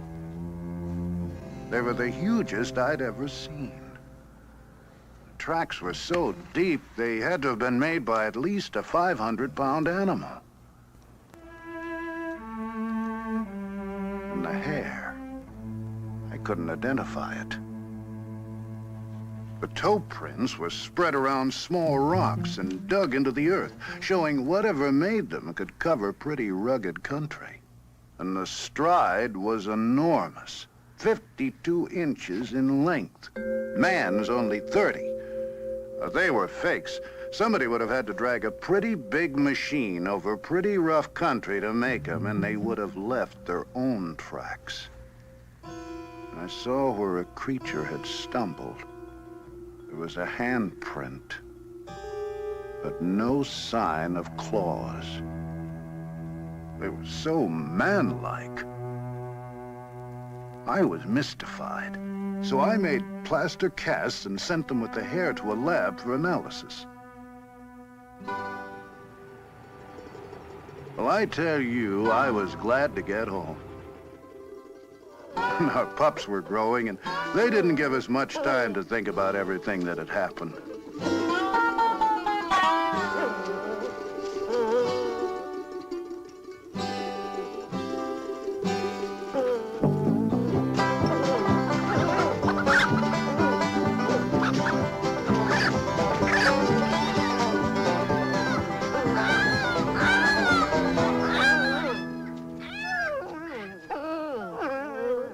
I was called to chase a renegade bear up north. This time, I wasn't so eager to return to the mountains. Tests had shown the hair samples and tracks couldn't be matched with any known animal. I was uncomfortable. The animals were even acting strange.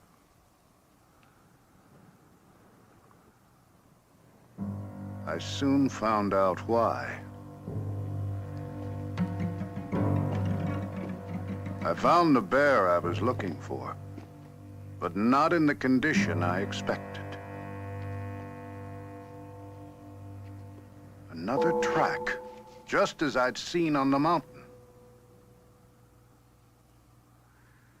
And there, between its teeth, the hair. I was astounded.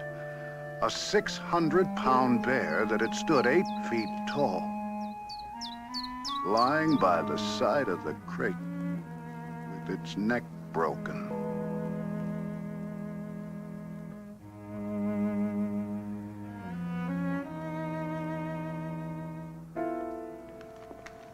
Now, I wanted to find out everything I could about Bigfoot. I advertised for any information or leads.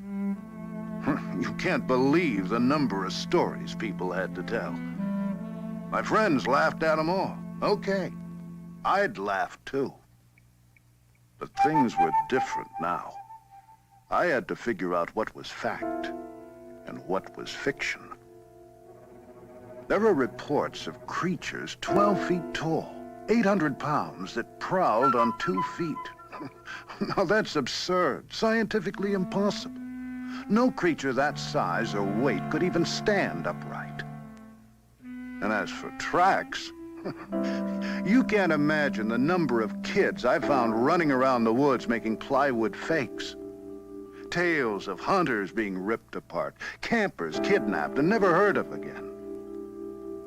But 4 features all the reports shared were the dark hair, the domed head, the large footprints, and the glowing red eyes.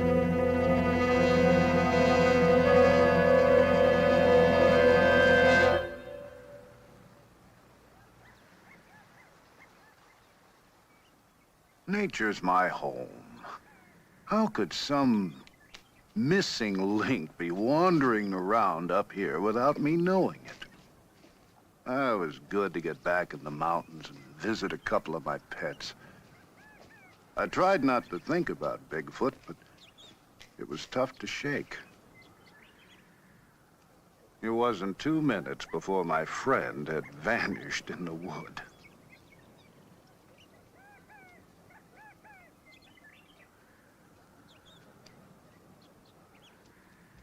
Well, I set out after him, but I couldn't find him anyplace.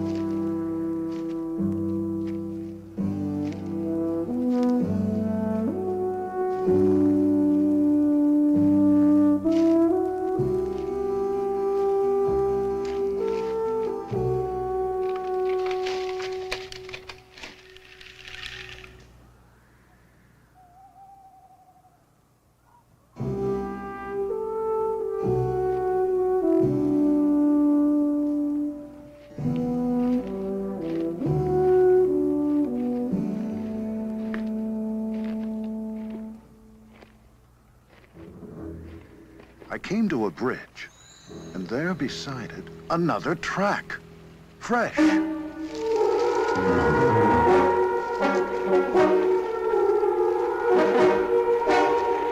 legs were moving before I realized what I was doing. I couldn't believe what I'd seen. I had to get a closer look.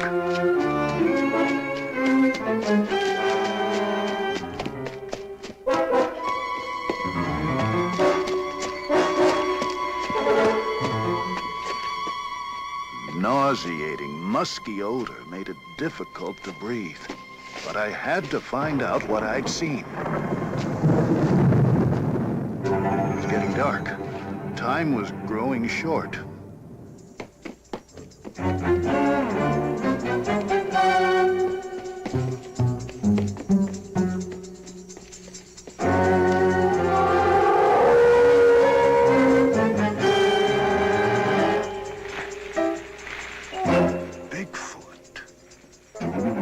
I'd seen Bigfoot.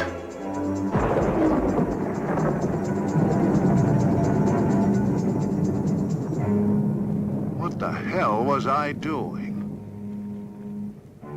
I was here alone, without a rifle, without anyone knowing where to find me. With a 500-pound, 8-foot-tall, vicious creature. I had to get out of here, get some help.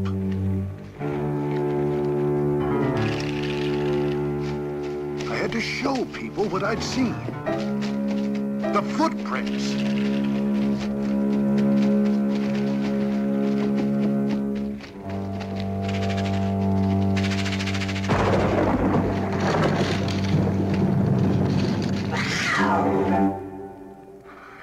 Just the cat. I'd never been so scared in my life. But my friends couldn't laugh now.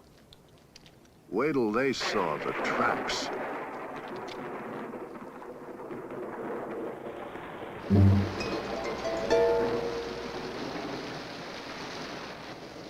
But the rains came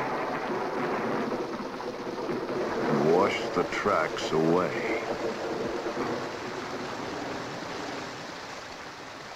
Hurry, hurry, get your Bigfoot burger, 2 burgers. Now, people's attitudes towards Bigfoot made me mad. I'd seen it. Matter of fact, I felt I'd been singled out to find it.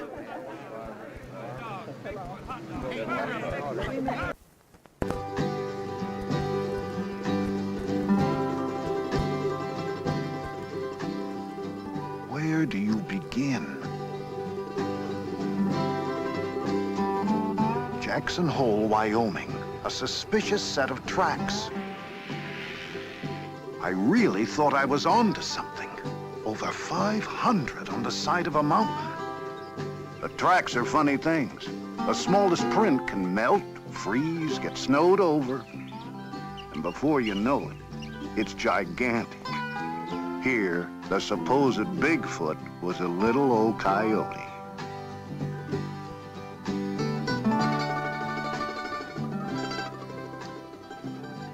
The redwoods, an endless source of sightings.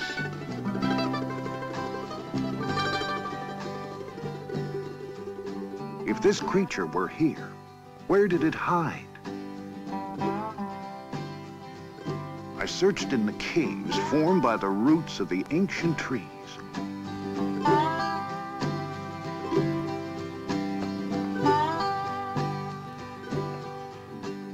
Here were perfect shelters, large, dark, secluded, hideaways to recover from injuries. Refuge for many forest animals from the elements. Protected privacy when giving birth. Hundreds of tree caves, but no tracks, bones, or unusual droppings. No clues at all. I had to be wasting my time. But there was a statue carved in redwood. Its image was based on hundreds of sightings collected over the years. And it was exactly like the creature I had seen myself.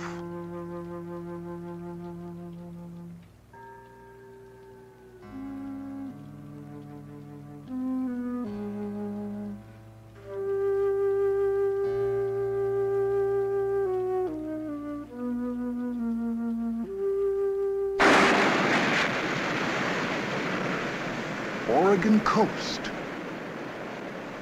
Reports of Bigfoot feeding during the run of the nightfish. The shore was secluded. Food was plentiful. It seemed a perfect place for the secretive Bigfoot. So I waited.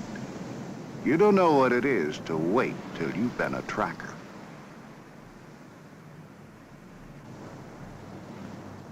Finally, a gull came with the first sign of the run.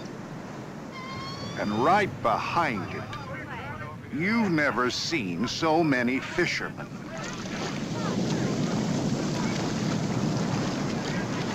My secluded beach turned into Coney Island. Only way Bigfoot could show up here was wearing swimming trunks. One bum steer after another. How was I supposed to know which lead to follow? I was running out of time, and I was running out of money. As we left, I felt like the waves were laughing at our backs.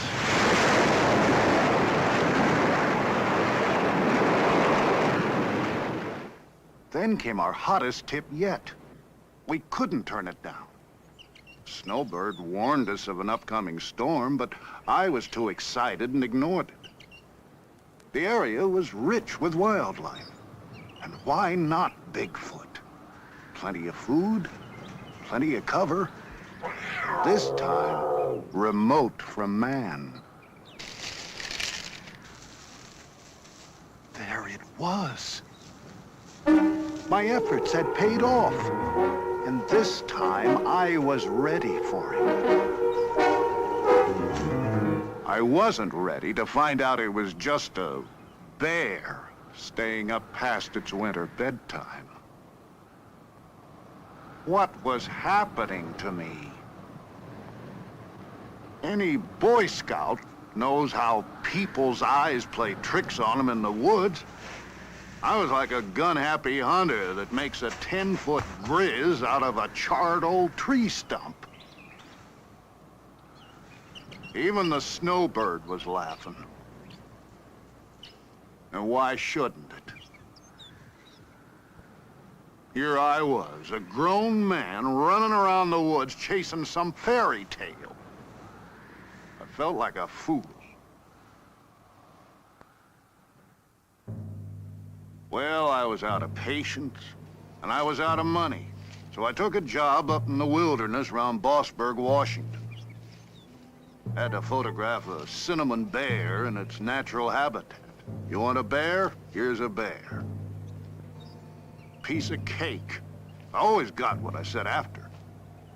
Except Bigfoot. Then I saw it. A deformed version of the track I'd seen so often.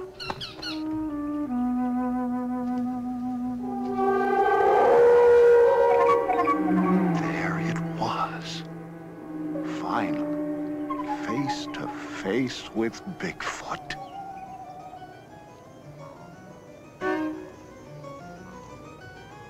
Here was the domed head, just as others had described it. The thick, dark fur to protect it from extremes of weather and allow it to pass unnoticed in the night. I saw it, photographed it. But scientists challenged my film. Yet it stood up under every conceivable I wanted the satisfaction of bringing back unchallengeable proof. Still, where to begin?